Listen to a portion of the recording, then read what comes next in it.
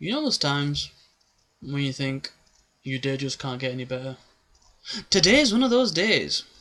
So I come home from work expecting One Piece and Bleach to be delivered tomorrow, to find that it's delivered today. So as you can imagine, I've reviewed, viewed, salivated, got excited, got hyped over them. And to my astonishing surprise, we've got Fairy Tail 466. And it's not on the major websites. So somehow, apparently, it got leaked and it appeared on a website and someone reviewed it. I won't say who. Now I've read it. I want to review it. So here we go. So, for chapter 465, with all the amazing revelations, the one thing that we ended up with was Happy pulling away Natsu, not wanting him to die, because he knew if he threw that last blow, if Zeref dies, so does Natsu. That's pretty much what it was. So what this is effectively what happens directly next. So there's like a conversation really, so you get Envel basically saying to Zeref, Your Majesty, kind of like a servant, and Zeref replies, No one can kill me now. I guess I better go or not. So he basically says we need to make tracks and get to Fairy Tail. And he goes, one other thing. I need a change of clothes. One suiting an emperor. And then he makes the scariest rape face ever. That literally was scary as shit. It kind of, his eyes changed, similar to how when he went to kill Zancro and Hades, when he did his eyes change then, it was like that. Kind of like if you watch One Piece and you see Darako Mihawk's eyes, it's pretty much the same kind of thing. He unlocked some observation haki in that ass. So yeah, that was pretty epic. The way he just changed, he's kind of just gone down evil mode. It's pretty much Arsehole 2.0, I guess. He's just going for the villain role all of a sudden. He's not conflicted anymore. So then, once that's kind of, we pan past that, it kind of goes on to Natsu, and Happy's washing his hands, and Natsu's a bit concerned because he believes he's hurt, burn his hand. He goes, Are you alright? And he basically says, No, I'm fine, don't worry about it, and he's there, washing his hands away. And it's a little heartfelt moment, because Happy basically says to Natsu, he goes, We're friends, aren't we? And, we're always going to be friends. And you get Natsu in a reluctant, kind of sad way, saying, Yeah, of course.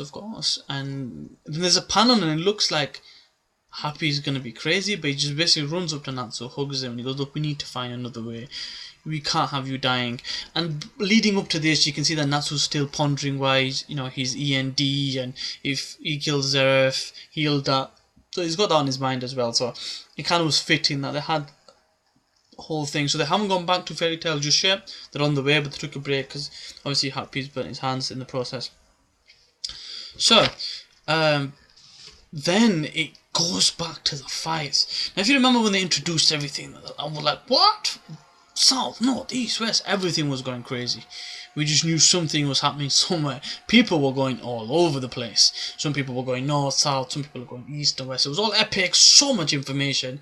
And this is kind of going back and separating in that way, but giving you a moment to digest what's happening in each area. So it starts off in the south. Now, if you remember back quite a while away from the South Port, you had the real form of Wild Itched, Mr. Cyborg Dude, to a massive ass death cannon at Magnolia, at Fairy Tail, and the Blue Pegasus airship was used to kind of evade it.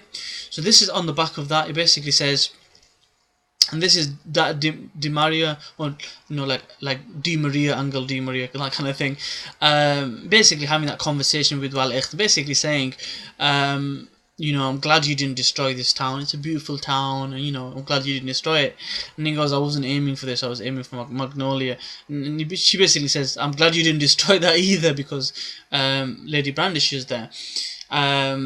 And there's that little conversation over the embarrassment she got caught and stuff like that, and then you get Demony basically saying, I wish she was here. I know I don't know how to deal with these lot. One's a robot, one doesn't participate or listen to me. So it's she's got her hands full, kind of, from these people So you can see that even amongst the Spriggan 12, they're not all on equal terms. You know, some respect others more than others. Some are different rankings. The renegades, in a way, they kind of work and operate in separate kind of scenarios. You know, how they go about the ways. The personalities definitely do clash. Now, she also mentions one of the Spriggan 12, Nineheart, and he looks like a badass. He really does. He just sat there in the shade because he's still on the ship. He's not off the ship yet. And he's shaded out. They haven't shown his full appearance, but he looks pretty good. I was like, whoa, that design is good. I liked how he did it. He's got that kind of cool, calm, collective, mysterious look about himself. He's not quite revealing anything, whether he's interested or nothing like that. And then it goes to the other side of the equation for that battle, and you see the forming of Mermaid, Heel, Lamia Scale, and they're on the outskirts of the South Port now, and they're basically kind of weighing out the options, and they work out that, look, there's 200 of them, and there's about 3,000, that's the opposition. And you can kind of see the formation of them. You've got the leaders, Kagura and Leon. They're basically saying, look, I don't care how many they are, we are taking back that South Port. It's called Hajion. And at the same time, knowing that they're having that conversation, you get to see their response in the way they're saying, we need to teach these punks a lesson. We'll show them the strength of the Spriggan 12. So that just looks epic. So then what it then does, it goes to the northern section of where the fighting's happening, and they've already involved in the fight. So Sabretooth and Blue Pegasus are basically beating all the fodder. And you see one of the fodders from the good kind of guild is running, and basically he's like, run away, Makino, run away. And she's like, why? And then they show another one of the Spriggan 12 called BRADMAN. One amazing design. It looks epic as hell. He's known as the God of Death, BRADMAN. How powerful he is, it doesn't matter, but that design is just awesome. And that's how that's what they're left with. It doesn't say any more other than that. Now, I know backup's gonna come and, you know, they'll get a bit of support, but that just in itself, the design of that dude was epic. You know, a capital E epic. So then it goes to the east. We already know what's happening in the west with the whole Natsu thing. So it goes to the east, and it's a standoff.